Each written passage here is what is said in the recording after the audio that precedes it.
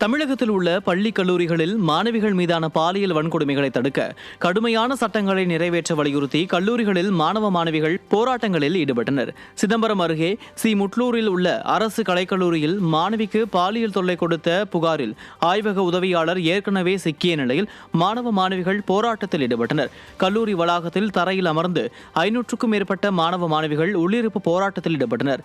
அப்போது பாலியல் குற்றங்களுக்கு கடுமையான தண்டனை வழங்க வேண்டும் என்பது உள்ளிட்ட பல்வேறு கோரிக்கைகளை வலியுறுத்தி நிர்வாக திறனற்ற ஸ்டாலின் அரசுக்கு எதிராக முழக்கங்களை எழுப்பினர்.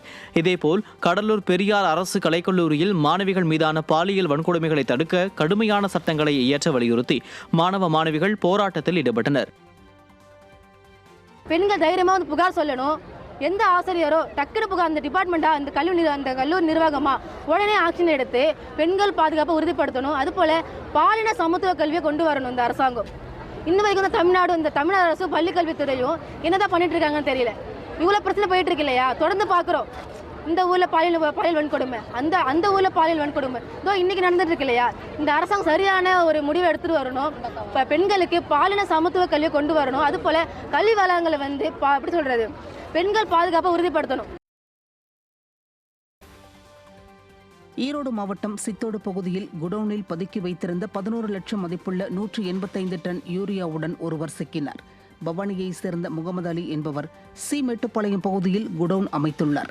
இந்த நிலையில் தமிழகம் முழுவதும் பல்வேறு கூட்டுறவு சங்கங்களில் விவசாயிகளுக்காக மத்திய அரசு மானியத்திலிருந்து வழங்கப்படும் யூரியா மூட்டைகளை பல்வேறு நபர்கள் மூலமாக கடத்தி வந்து குடோனில் பதுக்கி வைத்து 45 கிலோ எடை கொண்ட மூட்டையை 50 கிலோ பேக்காக மாற்றம் செய்து கேரளாவிற்கு விற்பனை செய்தது தெரியவந்தது.